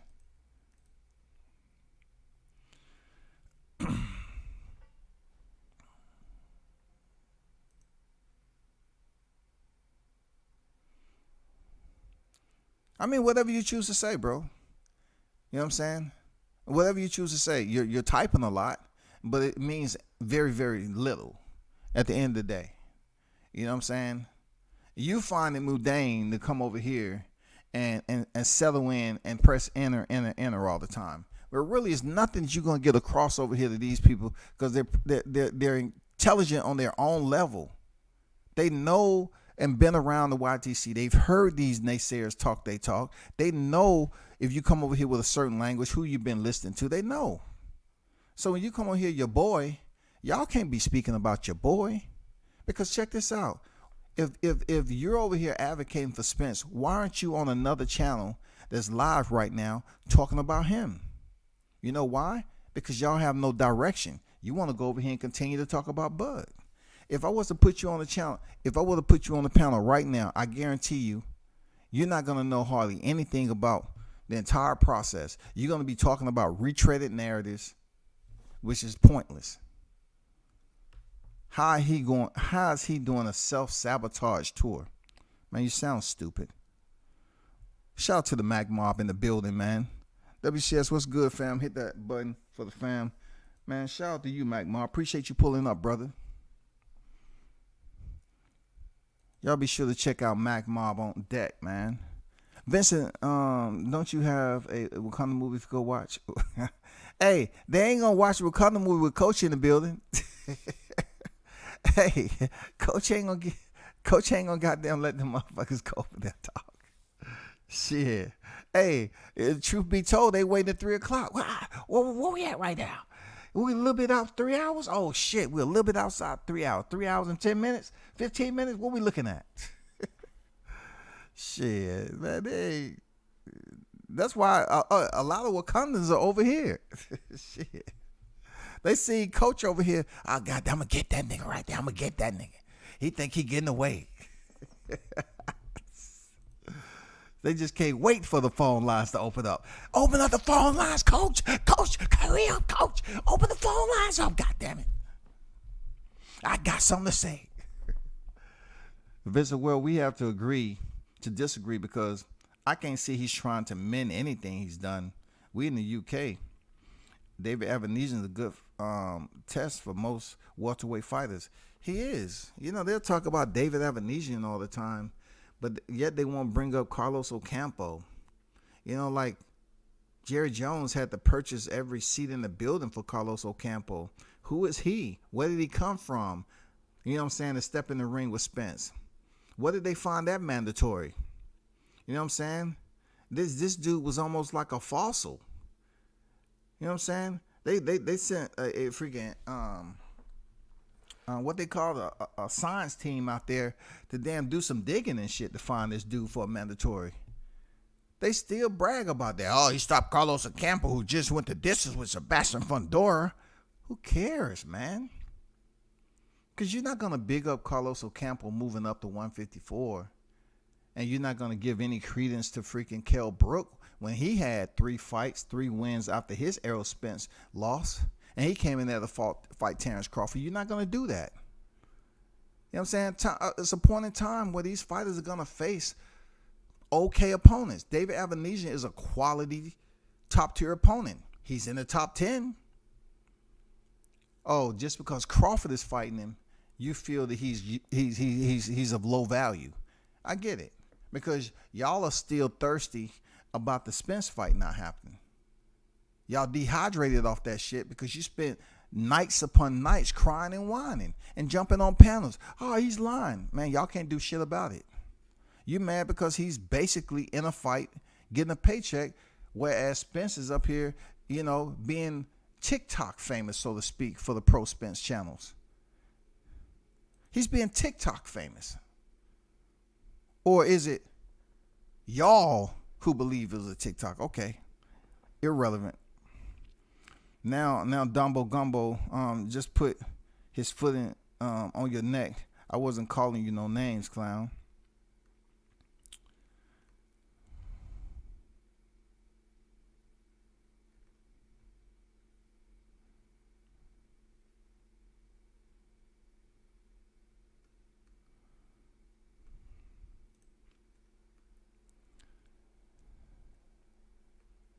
Just going through some of these. I thought Spence Jr. did have a decent chance, but them late strawberries say different. So you saying the white one that he put in his mouth first, it wasn't that white chocolate. That what you trying to say, Toby? That wasn't white chocolate. That was powdery substance. You trying to say that was a powdery substance? That's what you trying to say? It was a powdery or unknown powdery substance. You know what I'm saying? It looked like white chocolate, but it might have been dipped in something else. That what you trying to say? Debbie says, I meant to tell you that Buckle Up did a crazy exposure video on a few of those alphabet boys. You got to see that. Oh, yeah, I'll check it out, man. Real talk. Real talk. I'll check it out. You know what I'm saying? Individuals that walk around here bullying people, you know, for those who want to be bullied, you know what I'm saying? Some people just don't have the damn, how you put it, the material. They don't have the material to rebut that shit.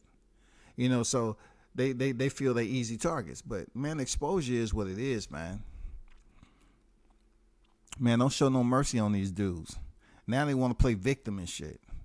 Don't play victim. Don't act like you what you started. You don't know how it started. Shout out to Boxing Conversation. Reggie Owens on deck. What's good? Haynes say it's nuts. The aerosexuals are really trying to spin a great interview. We're in a sad state of boxing. They ain't saying one word about him being a great father, though. They don't care about that, and that's where the disrespect continues to grow. They're not even speaking about, look, think about their favorite fighter, right? And what's going on with them. You have a female that's exposing this dude who's supposed to be the mother of his child, allegedly. So therefore, she was saying this nigger. But you never see any of that when it comes to Bud Crawford. So as fans, y'all have to continue to just build this man up in what you're talking about right now, about him being an athlete, but a father first. Him speaking about his family, a father first. Say, yeah, he was a fighter, but he was at all of my freaking events. Yeah, he was a fighter, but I saw my dad all the time. He was in training camp, but I still seen my pops. We don't know what's going on the other side. They busy up here trying to do damage control and making themselves look just like him. Lost. These dudes are lost. They lost, man. They lost. They busy talking about Bud all the time. So how, if people come over here to this YouTube and they see all these Bud Crawford thumbnails, how do you think Spencer's going to feel? That's why he agreed with the random black guy. Because y'all are making freaking shit off his name. Well, Bud's name. That's all. You're making super chats off Bud's name. Yeah, but he beat Jeff Horn, and Jeff Horn beat Manny Pacquiao. Lineage champion during that time.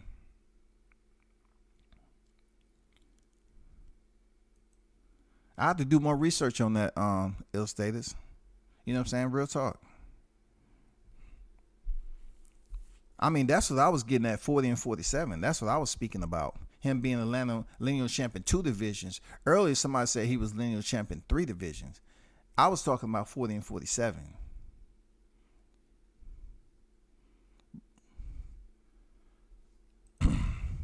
He said, yeah, man, you have to know how to get it from the muscle. You have to get it from the muscle. These groups are not going to tell you that they have a lot of supporters internal to their chat that's only supporting them because of the acronym. That's it. But that too shall pass. That too shall pass. You're not going to put me internal to a group and take responsibility for my growth. No, you're going to see me as you see as a little channel. You're going to see me grow as I grow, and you're going to deal with it.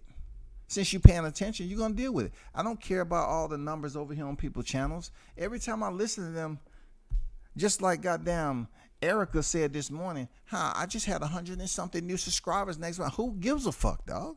Who cares? I tell you I'm listening. I tell you. It's no secret. I tell you I tune in if I see fit.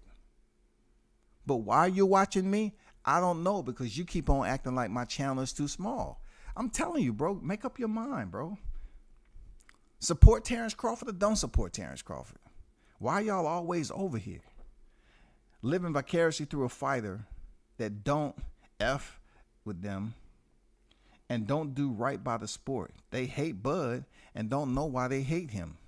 They hate him because they know deep down inside there's a sense of fear. They're very apprehensive as to the outcome. Real talk. They don't know if this man is going to be healthy enough to even make weight, y'all. People don't be listening to what I be putting out there. I said that weight cut that he did for Udenas Ugas was the best that we was going to see with this dude. I told you all. Because he had to get the WBA. They had to go through extreme measures to get this dude on weight. Taking from somebody who's been there, dieting is very, very difficult. Dieting is very difficult, especially when you're cheating. When you're cheating and behind the scenes, they have you, they set goals for you. You know what I'm saying? They put you on the calendar and they having you on a training regime, and they're weight cutting along with training. They want to keep you on par with those those numbers. If you're not on those numbers, they know you've been cheating behind the scenes. No, whatever it is. Okay, let's just say, for instance, right? Let's just say you're not cheating with a ho-ho ding-dong. You may be cheating with some type of chemicals or a liquid. Those chemicals or liquid, depending on what it is, can cause you to retain water. Retaining water will also put you at a point of missing weight. You know what I'm saying? It doesn't necessarily have to be with nutrition or something that's high in freaking sodium or transient fat and stuff like that. So it can be cheating in another way that causes your body to retain water, cause you to feel a certain way, and that may be it. But they're not going to speak about it, man. You know what I'm saying? I always see Terence Crawford going to other people's cities and sparring. You don't see Spence out here doing anything, except even his fans don't care about him. They talking about his opposition. They don't even care to talk about him. You know what I'm saying? Who need enemies when you got a support system like Spence? Real talk. Seriously. WCS, that should be a question for them aerosexuals. Why do they hate Bud so much? They can't give you a solid answer. They can't. Look, when you get a group of followers, what you expect? All of them talking together. You know what I'm saying? All of them talking together. They saying the same thing. The same thing.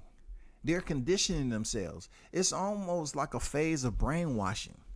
They condition themselves to be in the chat and on the panels talking the same rhetoric. I couldn't hold panels on my shit with people up here talking the same bias ass narrative. That's even if they were supporting Bud.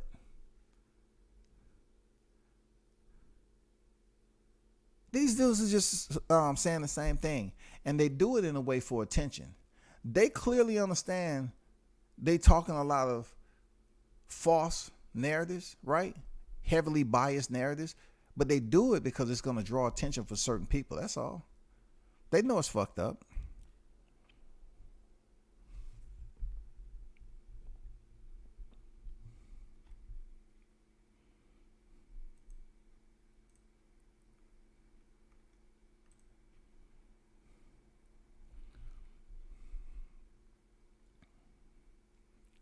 He said they hate Bud because he didn't give their favorite YouTuber interview years ago.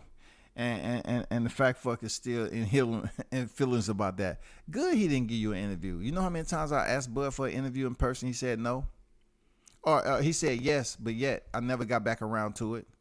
I don't blame him. I was able to get that one interview and several pictures, so it's not like he's unapproachable. So what, he didn't come to your channel? What if he would have came to your channel and then y'all turned on him the way? So he made a pretty good choice. He was spot on. He was spot on when not doing the interview over here on that channel. For sure. Let's go Team Bud, man. Go ahead and step on this dude. Kate Abdo don't keep the same energy for PBC fighters. I didn't see her grill Wilder on the accusations he made from Breland, drugging him to his suit being heavy to egg weights in their gloves. Hey, because she probably, when you look at it, her job is what it is. You heard her say that she's did several interviews before then over across the pond, and now she's over here working. You know what I'm saying? So, she's over here trying to keep her job. She want that prime time slot when we tune in to see her up there talking. She's a good interviewer with anything. When you're working for somebody else, then you definitely have to semi-censor yourself when it comes down to certain topics.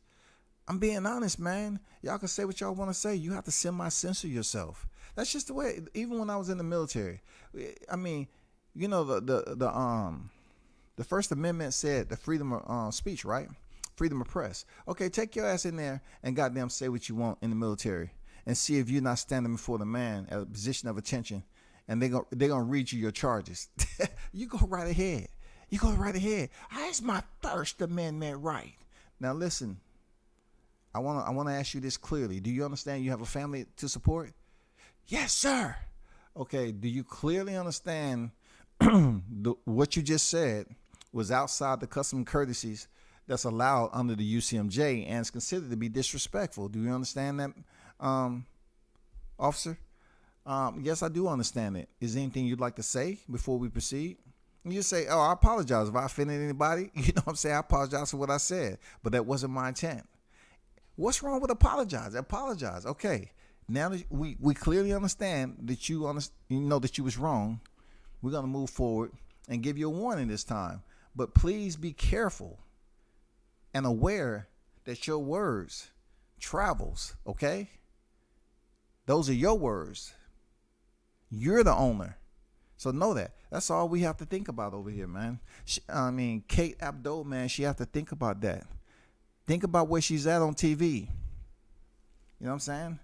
Not everybody's on satellite TV. This is not her podcast. I'm talking about her primary job is not a podcasting job. Her primary job is working for the network. I think she did a good job, man.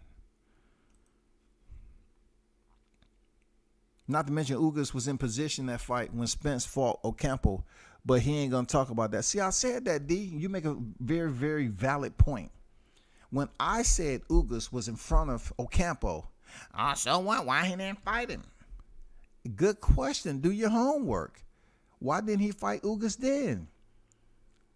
Ocampo was behind Ugas. Oh, they're going to say Ugas ducked him. Okay, I got it. The Spencer Hawley's co-signed every roadblock to the fight for years. Every single one. So now they just sound dumb to me crying because Bud walked away from the BS. Man, talk your shit, Andrew. He walked away from something that was a dead end.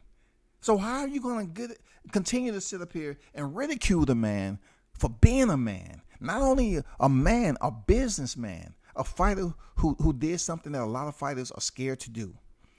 They released themselves from the comfort and support of a promotion. When you do that, half of that damn support structure that you had were other people's who's in charge of admin logistics, who make liaison with the other half to make this fight happen. Now it's your responsibility. And you have to commend those who are willing to go and seek out that challenge. It's not easy, man. It is not easy. It's not easy, man. You have to understand that this is not easy. What Crawford is going through right now, or what he went through. He was in negotiations all that time and say they sent him the paperwork in this month, August, and all this shit, right? Errol Spence wasn't present, as we clearly understand that's the case. He clearly said that he wanted to meet Al Haymon in person, but Al said his mom was sick on the west wing. You know what I'm saying? She wasn't finished eating her caviar protein. You know what I'm saying? Her filet mignon. So he couldn't do business with the man face to face. So you're going to take away the initiative? You can't take away his initiative. Come on, the man out here trying to make the fight happen. I believe sincerely in what he was saying. It don't matter what all these other knuckleheads are talking about. It don't matter because they're not believable. I laugh people say Bud a bad businessman, but he made smart investments, make it make sense. I'm going to tell y'all something that a lot of people, especially them, are not going to talk about. I truly believe Errol Spence is going to be in the sport of boxing past his prime. Because they want to act like this man is making all this money and he's well off and this, that. He maybe have made some money in his career, but I truly believe he's going to be one of those fighters fighting past his prime. Or shall I tell you? I don't know who that man is. I don't know who that man. You have to kind of help me out. I don't know who that man is. All of y'all ain't getting no clarity over here. If you're not specific when you put shit in the chat, I'm not gonna help you out. Who is y'all? Who is y'all though? Because you're gonna come over here and emphasize y'all, but when Errol Spence was talking about the random black guy, and he said, y'all, nobody latched on to it. Errol said facts, and y'all got butthurt because he thought, oh man, should I act like he's talking about us? No, we're gonna leave this alone because Errol said it. But then when Bud come out and say y'all say, oh, he was talking about me. Man, get the fuck out of here. You're childish, bro. Y'all childish, man. We don't know who y'all is. Who is y'all? I can't tell you all the 52 people that's in here who is supporting who. You have some people that support Bud, and some of you is just goddamn window watchers. You know what I'm saying? That's all.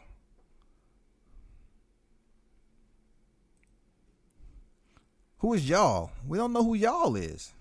Wakandans love Wilder, and they claim they can make any boxer a pay-per-view star. Yet Wilder done 77K. It's a shame of it. Well, look, I fuck with Wilder. I ain't gonna lie.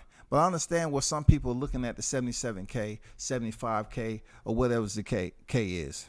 But what I would say is that we trying to find out what his numbers are going to be like next time. You know what I'm saying? What they're going to be like next time. Like I said before, I have very limited interaction with that, you know, with the people he's associated with. I don't agree with that. That's my stance as a man. That's a fight that I've rocked with heavy for quite some time. But them people that he dealing with, hell no. I can't accept that no more, man. You know what I'm saying? The way they sitting up here stripping the man butt naked to the nude, and that's the dude that you want to rock with for interviews? Nah, bro. Shout out to my guy, Shaw News, the Sox Experience, a.k.a. Showtime Shaw. What's good with it? Shout out to Team Tucker, bro. Great work last night, man, in the gym, bro. You know what I'm saying? Great work. Great work. Great trench work.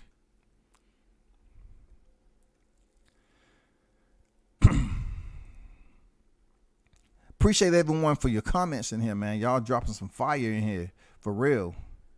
Shaw News switching it up on these. Yeah, for real. W says, I've been told they be hating boxing gibberish, loud dudes talking gibberish. They saying the same stuff over and over again. You know, just because they come in here and they have one or two people on the ghost accounts that want to talk, they won't come over here under their account. They won't come over here. WCS in the building. Shout out to the second greatest boxing channel on YouTube. You can always spot an independent thinker who left the matrix, and you have to praise these guys. Shout out WCS. I appreciate that, Jameson. You know what I'm saying? I appreciate it. Hey, whatever place you put me in, long as you support the channel, because this is an environment that I'm not trying to be first. You know what I'm saying? I'd rather be heard than be first. And if you respect what you're hearing, then the results and the activity will speak for themselves. Period. You have a lot of people out here saying that they first. Oh, I got it. Like, I give Coach his props without him asking me to give his props. You know what I'm saying? He got one of the hottest channels out here. That's me just showing love, man. You know what I'm saying? I'm not competing with anybody. I'm chilling. I'm not trying to go live when other people go live. I don't know when people going live. I go live when I feel like it. I don't have no time slot for nobody. But she appreciate that, my brother. Bud made the best career decision of his life by not fucking with the Alphabet Boys. Real talk. Real talk, man. They know what it is. They mad because the man, look, Spence, he don't even fuck with him. How many interviews has he came on here with? He don't even fuck with him, man. Come on, man. He doesn't even mess with them boys, man. How smart is that?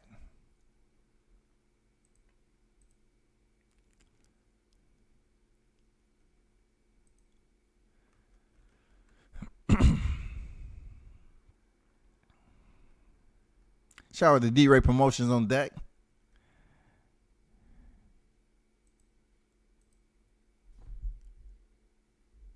They hate on Bernie because he told them he popping champagne after the fights at the Sweets. I can dig. Yeah, for sure, man. They hate Bernie, man. They hate somebody being the mouthpiece, man. Man, why y'all love Duck so much? Terence, the mightiest Duck Fraud Crawford. Hey, appreciate spending time of your life that you can't get back typing with emojis and all that. That does nothing for the people over here in this chat.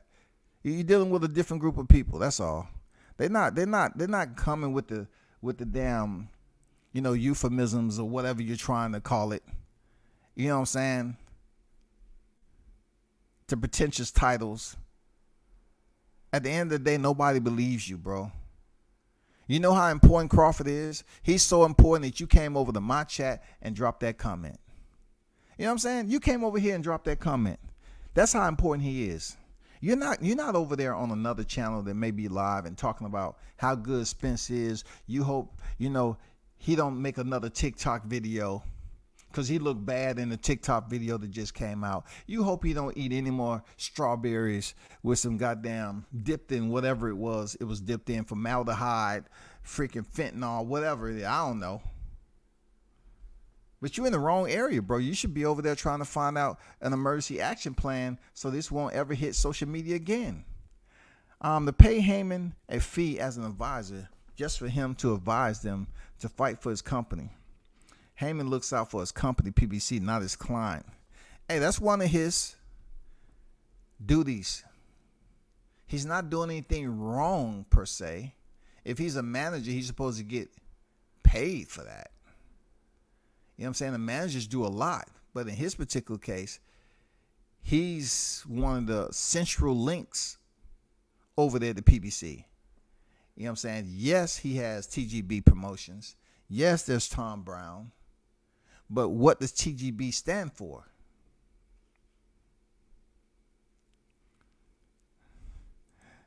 Hey, they said, DW, go eat a chocolate-covered strawberries. As a matter of fact, after you eat that strawberry, make sure you got somebody filming you so we can talk about you too. You know what I'm saying? So y'all over here talking about Bud because you can't find no videos out there. So we need to continue to be entertained by y'all over there because y'all into some damn freaky, weird, strange shit over there. You know what I'm saying? You know what I'm saying? Some zesty type shit. So make a video and put it out on TikTok, okay? And so we can be entertained again.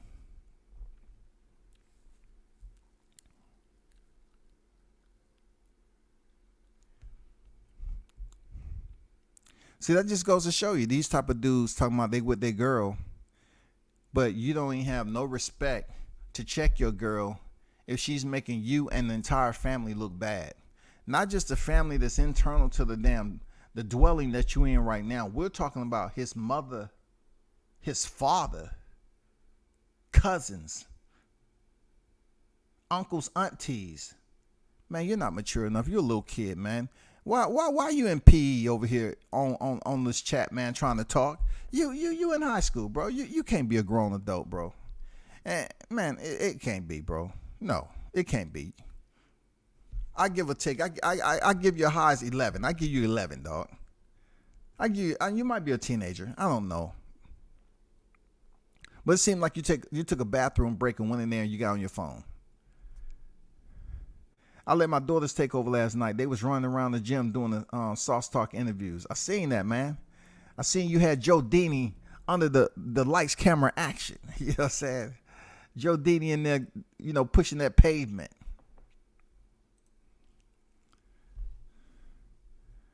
Not only is he advising the fighters to fight for his company, they got to thank him for the privilege of doing so, too. Hey, Carissa made a good point, though. You know what I'm saying? She made a good point. Now, you got to understand, every female that pops over my chat, they over here trying to say it's something that they experience. You know what I'm saying? That is another way. Every single time these dudes come up and try to damn denounce or then try to fire shots at other channels, it's always on some gay erotic shit. It's always on some homosexual stuff. Pay attention. Nobody believes you. Every single time that y'all have a problem with something, it's not anything that you can articulate yourself, man. That you can talk shit. You always want to talk about, oh, it's a chick with a dig. It's this. We found out this person's name to be. That's because y'all be trying to sit up here and finesse these chicks to be in your group. So you find out it's dudes behind the scene. You're not embarrassed. You still try to get to know them. Yeah, you still try to get to know them. That's where we differ at. Y'all up here trying to finesse the chicks that support your group because y'all think y'all, have some vested interest to pimp them out. And you find out, hey, my name's Judd. It's nice to meet you for the first time. So you still want the code to my OnlyFans? Yeah. Down, butt naked to the nude. Man, these motherfuckers are goddamn, man, stop it, bro. Man, stop it. Who says that shit? They talk more about Bud than EJ, but they Spence fans. Real talk, bro. When are y'all gonna talk about Spence? Why are y'all leaving him? Why y'all abandoning him so quickly? Shaw News, I was watching last night and saw you there in the gym, but I had bad trouble with my internet. It kept cutting out and was off for about 3 hours. It's all good, man. Gooch on deck. Salute to you.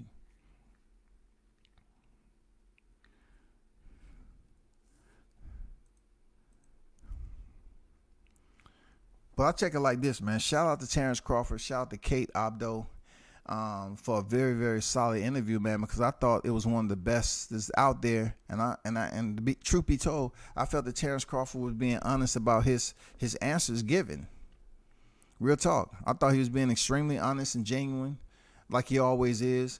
And there's no reason for him to lie on somebody who's very sketchy as a person anyway. You know what I'm saying? He's very sketchy as an individual. So if your support group, if y'all over here in the chat, and I know you're gonna be over there at 3 o'clock sharp, you know what I'm saying? Y'all gonna go over there on Coach's New Media Today USA Boxing. Y'all gonna be over there. Y'all trying to, whoa, what can we do now? What can we say now? Hey, it's a routine. You know what I'm saying? Y'all are busy over here on the other channels instead of staying on the channels that support Errol Spence. Just stay over there and just have fun talking about the same shit. Even when you on a pro Spence channel, you're talking about Bud. Even when you come on a channel that support Bud, you're talking about Bud. You're not talking about Errol, how good he is and everything. Y'all come over here with these cliched names and shit like little kids. Come on, man. Y'all one of the worst, pathetic freaking support groups of a fighter on YouTube. And y'all love being a part because you feel like y'all doing something special. Okay, cool. I got it. I got it, man.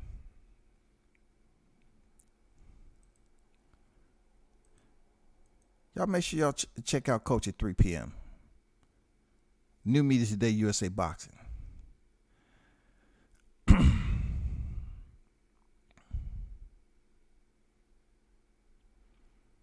What about 140 though? Nobody ducked anything, man. Get out of here with that duck stuff. The man already been there. Did you hear the interview? How can he duck a fight that wasn't there for him to duck? They wasn't fighting this year, bro. Man, you need to do your research. And you know, like unlike other channels that love kicking people off the panel and their wrenches timing you out, you should be glad that you're able to continue to talk the nonsense because you're talking about boxing. You know what I'm saying? I give you that. But understand one thing. The fight wasn't going to happen this year. So what point is there to be made, bro? The fight wasn't happening this year. Do you get it? Toby, salute to you, bro. Appreciate you pulling up. But doing interviews, they said he doesn't talk to media. He is working. They look goofy. Now he been all over and now doing interviews. Correct. Don't talk about old shit. Talk about your fighter. Is Spence doing interviews? No. He's not doing interviews, bro. He's doing TikTok. That's what y'all said, right? TikTok. But yet, y'all niggas don't look at what's on the video. Oh, he's in the privacy. No, he's not. When you have a female that sets up a camera, that's over. It's been compromised, infiltrated, besieged. So don't come over here talking about he's in the comfort of his own home. And the comfort of his own home is this video not getting out. The video got out. Clearly, you've seen the devil.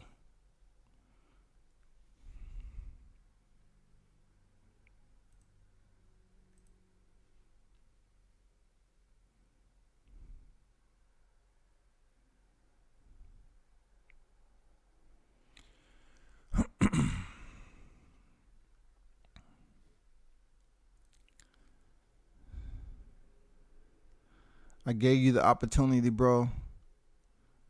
You know what I'm saying? Get your punk ass up out of here. You ain't gonna be going to nobody else in the motherfucking chat. DW. Get your whole ass on the road, man. Start walking the strip over there to the mother cats.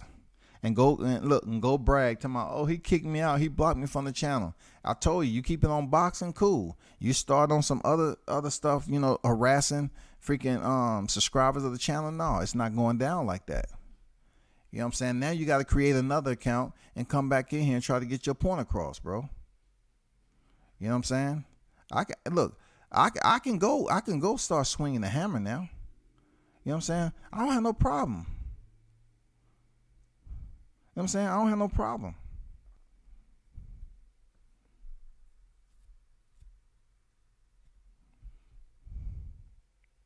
I'm glad you came over here. I'm glad you showed your face. You know what I'm saying? I can block, you know, I can start swinging the hammer right now. You know what I mean? It's all good. You know what I'm saying? It's all good. Y'all keep on showing your face, and I'm going to keep on assisting you with this this antidote. For real. You come in here, you keep it boxing, cool. You start harassing people in the chat. The wrenches don't have to do shit. I'm going to goddamn block your ass. It's all good.